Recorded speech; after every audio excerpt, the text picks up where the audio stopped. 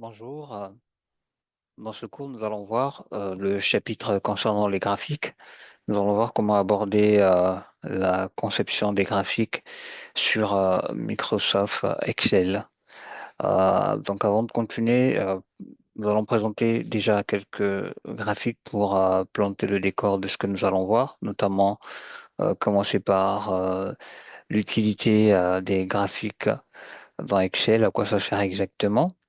Alors, ce qu'il faut comprendre, c'est que lorsqu'on a un gros volume de données, il est important de pouvoir donner un profil graphique de ces données-là pour pouvoir facilement les comprendre, mais aussi tirer des conclusions et pourquoi pas prendre des décisions à partir de ça. Donc aujourd'hui, les graphiques sont très utilisés. Il y a beaucoup d'autres applications qui sont nées d'ailleurs à partir d'Excel pour pouvoir mieux représenter et visualiser les données. Je pense par exemple à Power BI, voilà, qui est aussi voilà, un dérivé d'Excel pour permettre la visualisation des données et bien sûr faciliter la prise de décision pour les business managers, les analystes de données, etc.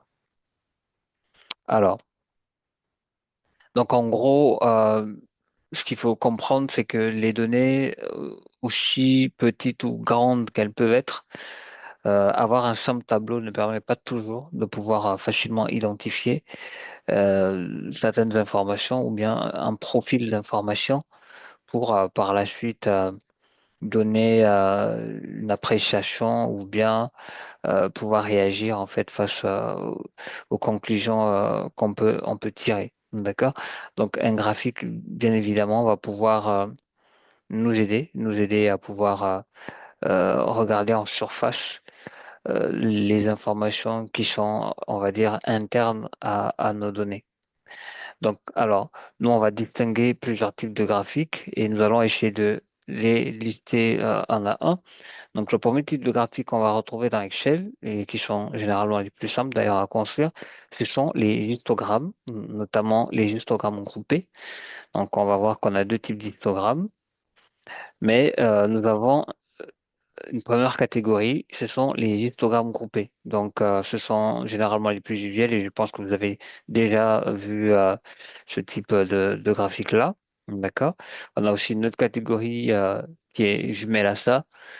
On les appelle les histogrammes empilés. Alors, la différence entre ces deux formes d'éléments, c'est que dans les histogrammes groupés, on va avoir une comparaison euh, d'évolution de certaines catégories, notamment pour nous ici, on a Amélie, Bastien et Cédric. Donc, on va avoir une idée de comparative de l'évolution de chacun en fonction des différentes années. Mais après, on peut se poser une question. Voilà, on peut se demander, au bout de ces 3 années, qui a finalement en fait le plus grand score? Ou bien, à partir de ces trois personnes, quelle est l'année où on a atteint le plus grand nombre voilà, d'effectifs ou bien de résultats. Et c'est là où les histogrammes empilés vont intervenir parce que elles ne vont pas seulement nous permettre de comparer les trois paramètres, voilà, étudier, mais elle va aussi nous permettre, euh, elle ne va pas seulement nous permettre de donner une évolution des trois paramètres, d'accord, mais elle va aussi nous permettre de pouvoir les comparer en fait sur l'évolution qui est donnée, que ce soit une évolution temporelle, voilà, ou bien une évolution par région, etc. Et ensuite, on va avoir un autre type de graphique, mais je vous ai dit que les graphiques histogrammes, voilà, que ce soit empilés ou bien groupés, sont généralement les graphiques les plus utilisés, mais ces graphiques peuvent montrer un certain nombre d'insuffisances. Pour les histogrammes, vous avez vu que on va s'intéresser à l'évolution, voilà, à une comparaison par rapport à l'évolution, voilà, des effectifs de ces catégories-là. Mais ici, on voit que pour ces trois personnes, sur janvier et décembre, en fait, on a beaucoup d'informations et à ce niveau, c'est difficile pour nous de pouvoir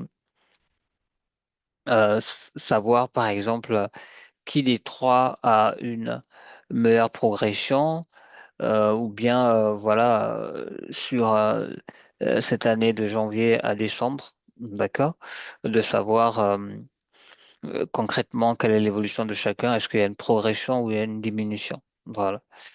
Pour ça, pour éviter justement que notre lecture soit complexe, comme on peut le voir avec cet histogramme, pour ce type d'éléments, on va pas utiliser des histogrammes, on va plutôt passer à ce qu'on appelle, voilà, des courbes. D'accord? Donc les courbes vont nous permettre de pouvoir faire un suivi comparatif de nos catégories en fonction du temps, voilà, ou bien en fonction des régions, etc. Mais là, on peut bien voir, voilà, la courbe de croissance, la courbe croissante, voilà, qui est donnée pour chaque élément. Bien sûr, on a pas mal d'évolutions, mais on peut quand même, en regardant cette courbe, on voit que pour le cas de Amine, par exemple, voilà, il y a pratiquement une constante, voilà, il est pratiquement sur la moyenne. Et puis on a aussi Charline qui est pratiquement sur une évolution croissante et qui a d'ailleurs le plus grand sommet au mois de juillet. Voilà, on peut bien vérifier Charline le mois de juillet. Alors voilà, il a fait pratiquement 600. Donc c'est la plus haute progression, mais on peut l'analyser ici sur le graphique parce que sur les données, c'est pas toujours évident. Mais sur le graphique, on peut voir voilà cette progression-là et bien sûr la plus faible, voilà, le plus faible résultat aussi constaté au mois d'avril et c'était à peu près 50 comme ça pour la même personne. Ensuite, on a un autre type de données lorsque on souhaite faire une comparaison par part. Vous prenez par exemple une population que vous souhaitez euh, segmenter, voilà, soit entre les hommes et les femmes, soit segmenter entre des tranches d'âge. Pour nous, ça va être intéressant dans ce cas de pouvoir utiliser ce qu'on appelle des secteurs. Alors maintenant, pour les secteurs, on peut avoir plusieurs types de secteurs. On peut avoir des secteurs normaux comme celui-là. On peut aussi avoir ce qu'on appelle les secteurs des secteurs. Donc, on va pouvoir voir ces détails-là en pratique. Mais notez qu'on a d'une part des secteurs et on a d'autre part aussi ce qu'on appelle des secteurs des secteurs.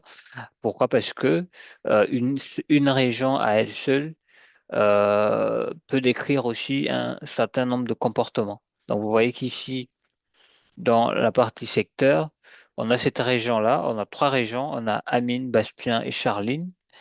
Et on voit bien que l'effectif de Charline, il est pratiquement démesuré par rapport aux effectifs des autres. Alors, je vais quand même ajouter ce pointeur-là. Donc, on voit par exemple que l'effectif de Charline est assez démesuré par rapport aux autres. Ça peut donner une curiosité pour comprendre qu'est-ce qui s'est réellement passé. Et donc, le secteur des secteurs, il va nous expliquer ça parce que on va voir que Charline, en fait, c'est quatre régions. Elle compose quatre régions. C'est pour ça qu'elle avait cet effectif. Et là, on peut voir que ces quatre régions-là, on peut voir leur segmentation ici. Donc, dans ce cas, le secteur des secteurs va nous permettre de pouvoir non seulement segmenter trois régions, mais de comprendre aussi ce qui se passe dans l'une des régions au cas où, voilà, il y a des questionnements à faire. Ensuite, on va retrouver ce qu'on appelle les radars. Toujours dans le cadre de visualiser facilement des données et prendre des décisions. Là, pour notre étude de cas, pour présenter ces graphiques-là, on a un petit volume de données, mais on peut se retrouver avec des très très gros volumes de données, avec des millions de lignes et tout ça. Donc, c'est pas toujours évident de pouvoir pleinement décrire les euh, les différents aspects. Par exemple, pour ce cas-là, on a une partie B, on a une partie A et une partie B. On va comparer les projets à partir du coût, de la faisabilité, de la rapidité, de la fiabilité. de la flexibilité et du retour sur investissement. Donc, on sait que si on doit prendre en compte tous ces paramètres impérativement, le plus grand, on va dire, le projet qui sera à garder, c'est le projet et qui aura une superficie plus grande. D'accord?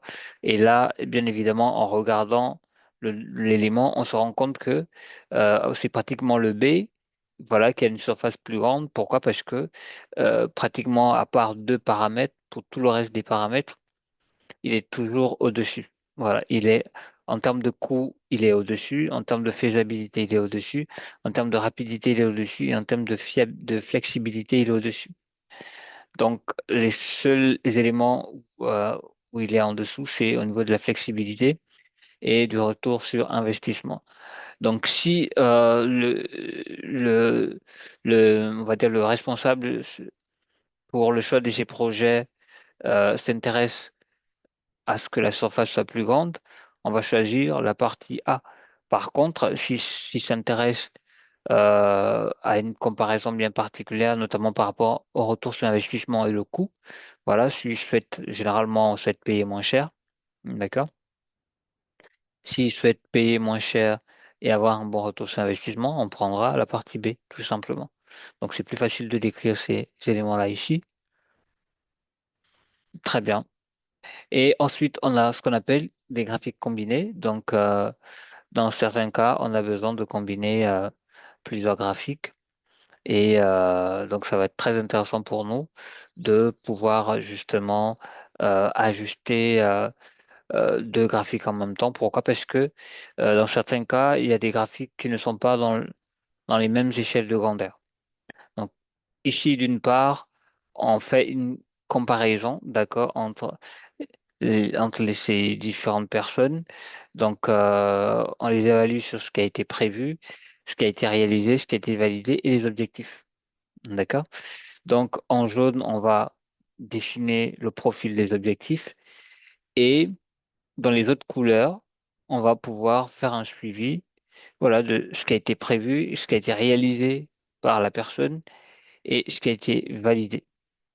Donc, ce type de graphique aussi nous permet de pouvoir, voilà, suivre une évolution à partir d'une référence. Donc ici, notre référence, ça va être les objectifs attendus. On va aussi avoir ce qu'on appelle des cartes. Et cette particularité, on la retrouve sur Office 365, d'accord? C'est ou bien si vous avez une installation Microsoft 2021, vous allez pouvoir avoir ça. Mais sinon, vous pouvez aussi retrouver ça sur Office 365, la dernière version de Microsoft. Et pour on va dire dessiner notre graphique, ça va être très très simple. Donc, il suffira tout simplement, voilà, de, de sélectionner les informations. On verra ça dans la partie pratique.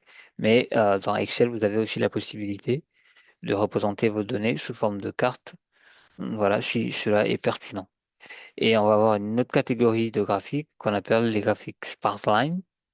Donc, dans ce type de graphique, vous allez pouvoir faire ce qu'on appelle des graphiques linéaires pour visualiser effectivement notre évolution de données et mettre en, on va dire, en valeur ou permettre d'identifier les points forts ou certains points faibles, voilà, de nos données telles qu'elles sont données.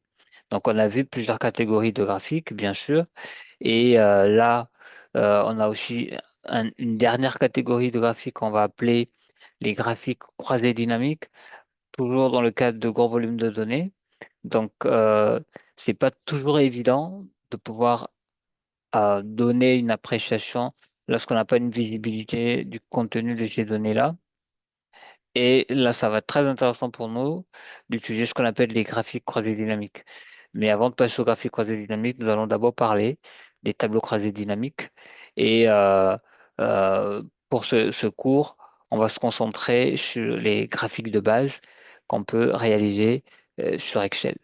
Donc, je vous dis à tout de suite pour la partie pratique.